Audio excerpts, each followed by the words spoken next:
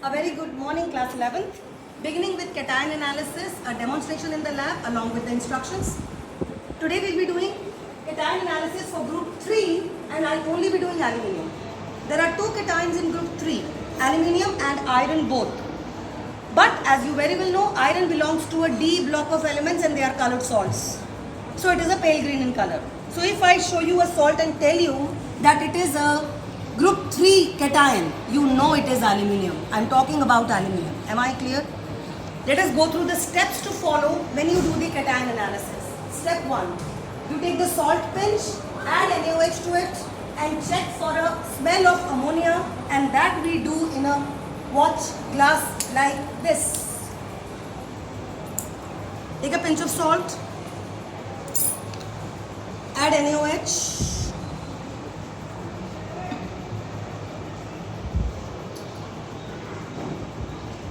and you need to smell.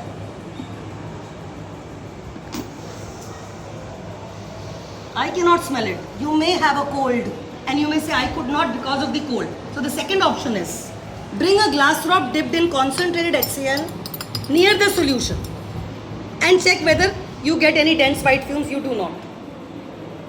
Which means there is no ammonia gas coming out of it for it to transform into dense white fumes.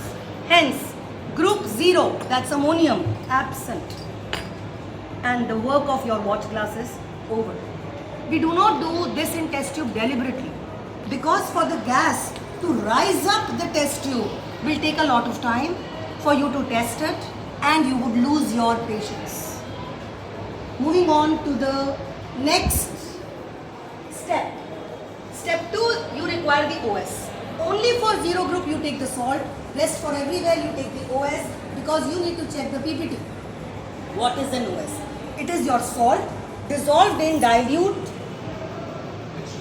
No, dissolved in distilled water. So you take a salt pinch. You can take a little more. The reason is this original solution would be regularly required by you now onwards. So I would advise that you can make at least 70% of a test tube solution so that you are in a position to use it regularly. Please use distilled water only. Once your OS is ready, which is nothing but salt and water, keep it handy for usage regularly. For step 1, once the OS is ready, you take 1 ml. How much is 1 ml? Just 1 centimeter length in a test tube. To the OS, you need to add dilute HCl and look for a white PPT. If you get it, it is group 1, the cation is lead and the PPT is of lead chloride. That's your dilute HCl, that's your OS. No PPT. Clearly shows first group is absent. There is no lead in it, first group absent. Moving on to the next step. If there is no PPT, when you add dilute HCl, you need to pass the H2S gas. Do you need to make the H2S gas? No. Your lab assistant would do it for you. The apparatus that we require is called as the KIPP, KIPS apparatus. This KIPS apparatus has a knob here. If this knob is perpendicular to the tube, it's off. If it is turned parallel to the tube, it is on. So please put your tube of the gas into your test tube and then switch it on. And the gas is bubbled and there is no PPT. Please switch it off after use. It works on the principle of vacuum. If you do not switch it off, the next person coming after you will not get the gas. Have I made myself clear? So, to the OS I added dilute HCl, no PPT. Group 1 absent. Now past H2S gas via the KIPS apparatus. I was expecting a yellow PPT had it been arsenic. I was expecting a black PPT had it been copper. The PPT would have been arsenic sulfide because I am passing H2S. The PPT would have been copper sulfide because I was passing H2S. But neither do I get a yellow nor do I get a black, which clearly means there is an absence of group number 2. Which means this is ruled out. Now what? The next step. My group 2 is absent. So step 4, you need to restart. Which means you need to take fresh OS. As I told you, We had prepared the OS in excess. Forget the last test tube where you pass the H2S. Again take 1 ml of 2 ml. Take around 1 ml of OS from the OS that you've prepared in excess. We start with the fresh OS 1 ml. To this you need to add ammonium chloride excess, that means 1 full pinch. Don't control your addition of ammonium chloride, and you need to dissolve it. So these are the 3 things that I require. The first is ammonium chloride, which is a solid, and please add a full pinch and shake it to dissolve. It will turn cold. It's an endothermic reaction. Whenever you dissolve an ammonium salt into water, it turns cold, whether it's ammonium chloride, ammonium nitrite, ammonium sulfate. So all dissolution of ammonium salts in water is an endothermic reaction. You've dissolved it. Now you need to add ammonium hydroxide to it. On adding ammonium hydroxide, what am I expecting? I am expecting a jelly-like white PPT if it was aluminium. Now for your information, the salt that I used was this. Have a look at the salt. What does it say? It is a salt of aluminium what? Nitrate. I have taken an aluminium nitrate salt, so I am definitely expecting this. So I am adding ammonium hydroxide. Please pay attention. Can you see haziness? It is a floating jelly-like PPT aa raha hai. Why floating? Because aluminium is a light metal. Aluminium being a light metal gives you a floating white PPT. Can you see it? Is this clear? Done? So that's your aluminium salt. Hence group number 3 is present. Jelly-like white PPT? Yes. What is the PPT of? Aluminium ion. That's a wrong answer. The PPT is of aluminium hydroxide, because you've added ammonium hydroxide to it. You get an aluminium hydroxide PPT in what medium? Basic. To this now I'm confirming it. This was indicatory.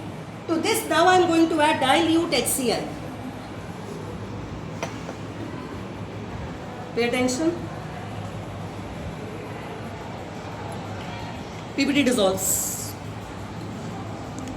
Add dilute HCl, the PPT dissolves. Why? Because it is no more aluminium hydroxide, it has changed to aluminium chloride, and there is no PPT now. To this add 1 to 2 drops of litmus solution. It's stupid to ask red or blue, ma'am. Any litmus would do. Litmus is an indicator. It will give you the test. Add 1, 2, even 3 drops of litmus. Why is it turning red? Because the last thing that you added was dilute HCl. So it has to turn red. This is not of class 11. Litmus turns red is of no use to me. Litmus will definitely turn red because you've added dilute HCl to it. Once it turns red, now you are again going to add ammonium hydroxide, which is an acid or a base? A base. Which means the red should turn to blue. That is nothing grand. Red will definitely turn to blue. But in the basic medium, you will get your PPT reappeared.